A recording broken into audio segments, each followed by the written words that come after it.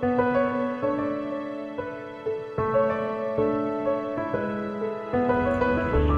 batang ito, 10 taong gulang, ay nasa yugto ni John Piaget ng Concrete Operational Stage, kung saan lohikal at organisado ang kanyang pag-iisip. Nakikita ito sa kanyang paraan ng paglutas ng problema at pag-unawa sa cause and effect sa kanyang paligid. Ikaw ba ang baby? Ay, ate naman. Ay,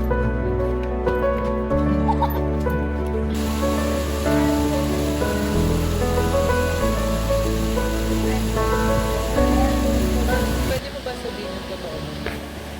Opo. Lara Jane S. Sicato.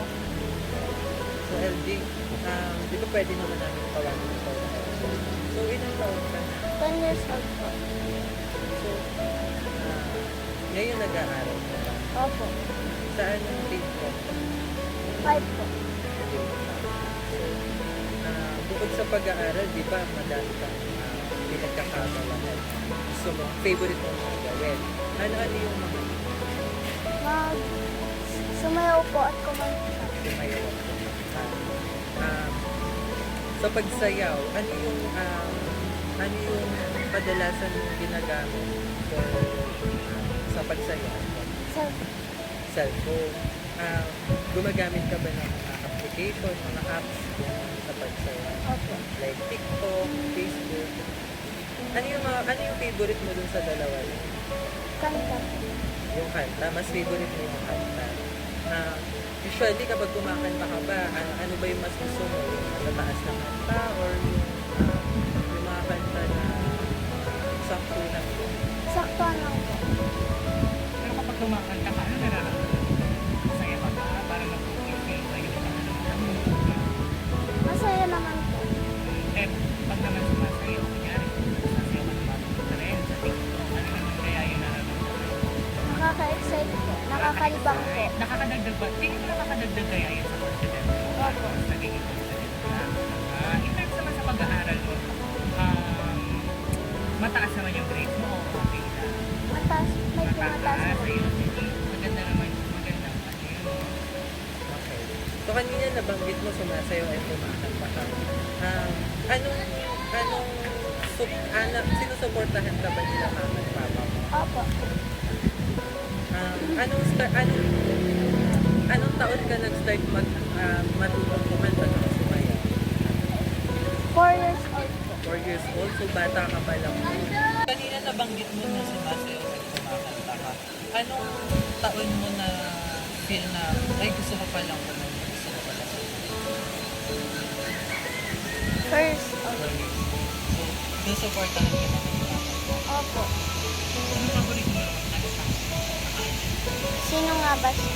Sino nga ba? Pwede ba sample tayo mga?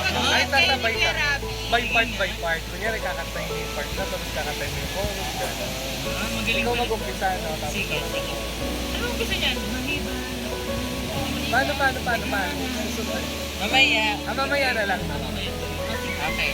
Pag ba kumakanta at saka sumasayaw ka, ano yung talagang nafe-feel mo sa sarili mo na, ay ang sarap sa puso? Minsan po kinakabahan. Kinakabahan. Siyempre, normal naman yun. So, pag ba kinakabahan ka, ano yung ginagawa mo para mawala yung kaba? Humihinga po ng malalim. Iniisip po na walang tao. Para naman mawala yung kaba mo. Mag-perform mo ng maayos yung kanta, lalo na sino nga ba siya naman. Ang ganda ng kanta lang yun. Ay, mahilig ka sa mga pamatandang kanta. Konti. Konti. Pero may mga anong ganito mga bagong kanta. Kunyari yung mga sikat sa TikTok. Ano yung pinaka parang alam mo ngayon na parang bago? Die on this hill. Ay, mataas din. Die on this hill. Talagang natuto ka talaga sa internet na nalalaman mo yung mga kantang yun. Sa'yo, ngunit parang may pagkukulang pa ako. Sino nga ba siya sa puso mo at kaya mong saktan ang tulad ko? So, kanina nabanggit mo kung kumakanta ka tapos sumasayaw. Sa school nyo ba, usually ba nagagamit mo ba siya or sumasali ka ba sa mga competition? Opo. So, alin dun sa dalaw yung nasalihan mo? Dancing ba or singing? Parehas. Parehas. Pero ano yung parang, ano yung ano yung neto-neto lang na sinalihan? Kanta po. Kanta. So, anong grade ka no? Sumali ka no? Grade 4. Grade 4. So, ano kinanta mo doon? Dito ka lang. Makala. So, sa pagkanta mo na yan, meron ka bang inspiration or ano ba yung, saan mo ba siya natutunan? Natutunan ko po sa papa ko dahil marunong din po siya kumanta. Kay papa mo kasi marunong siya kumanta. Sa bahay niyo ba, lagi ba kumakanta si papa mo? Lagi kumakanta si Minsan, papa? minsan. Minsan. So, usually nagkakaraoke ba kayo? Opo. Sa bahay niyo ba, ikaw lang ba tsaka si papa mo yung kumakanta? Hindi po. Sino pa? Yung kuya ko po. Pero lahat po kami kumakanta. Madalas lang po yung iba kong kasama. Ilan ba kayo magkakapatid? 3 po. Sa emosyonal na aspeto, masigla at may tiwala sa sarili ang bata. Ayon kay Eric Erickson, nasa ito siya ng industry versus inferiority at masigasig siyang sumasali sa pagkanta, pagsayaw at paglalaro na nagbibigay sa kanya ng kumpiyansa at kasiyahan. Kosa nini luku juu vile muipiga vile muipiga Sa kilos at galaw, maayos ang kanyang koordinasyon at kontrol sa katawan. Marunong siyang maglaro, gumamit ng lapis at magsagawa ng iba't ibang pisikal na gawain ayon sa tipikal na development ng kanyang galaw.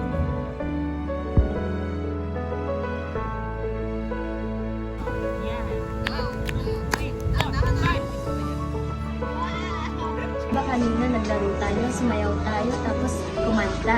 Eto magkakaroon naman ako ng mga katanungan about dun sa mga ginawa nating mga activities. Ayan. Pagdating sa self-expression and enjoyment, mahilig ka bang gumawa ng TikTok videos? Ano yung mga pinaka-paborito mong gawin daw? Kumanta. Ayan. Po sa mga Ayan. Para naman sa pangalawang tanong, masaya ka ba kapag nag-edit ka ng video o kapag nagpe-perform ka lang? Opo, masaya po para po matuto ako na Matuto ka pa ng mga ibang steps at sumayaw. Yan. Pagdating naman tayo sa confidence mo, nakakatulong ba sa'yo yung TikTok para mas maging confident ka? Di ba nasabi mo rin kanina, di ba, kumakanta ka? Nakakatulong ba yung pagkanta at pagsayaw para mas ma-boost pa yung confidence mo? Very good. Pagdating naman sa pangalawang tanong, paano mo nararamdaman kapag hindi gaano napapansin yung video mo? Like, kunwari, di ba, nag-post ka, walang masyadong likes, comment, ano yung nararamdaman mo nun? mas gagalingin ko na lang po Sa mga ibang video mo para mas mapansin ka ng iba. Pagdating naman natin sa social interaction mo, ano yung pakiramdam mo kapag may nagsabi sa'yo ng good job, LJ, ang galing-galing mo naman pagdating sa pagsayaw at pagkanta? Masaya po kasi po nagagalingan ko sila Mas lalo mo pang ginagalingan, mas nagpupursige ka ng pagpatuloy. Para naman sa pangalawang tanong natin, may pagkakataon ba na natututo ka sa videos ng iba? Like, kunwari, may napanood kang video na sumasayaw, ginagaya mo ba sila? Opo, ginagaya ko. Pagdating sa pagkanta, ganun din? Opo. Pagdating naman sa emotional, ano yung mga ginagawa mo kapag may nag-comment na hindi maganda? Like, kunwari, ay, ang pangit naman sumayaw, hindi naman maganda kumanta. Ano yung sinasabi sa'yo? Hindi ko naman po pinapansin. Ay, hindi mo na lang pinapansin. Which is good naman din yan. Huwag mo na lang silang pansinin. So, pangalawang tanong, nakakatulong ba sa'yo yung TikTok para ma-express mo yung feelings mo? Opo, Kapag entertainment na lang para nalilibang ka. Pagdating naman sa motivation or interest mo, ano yung pinaka-inspiring o nakaka-excite sa'yo sa paggawa ng videos?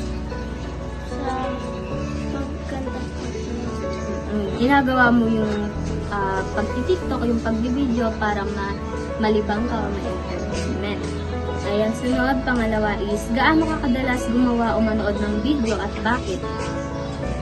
Madalas lang po.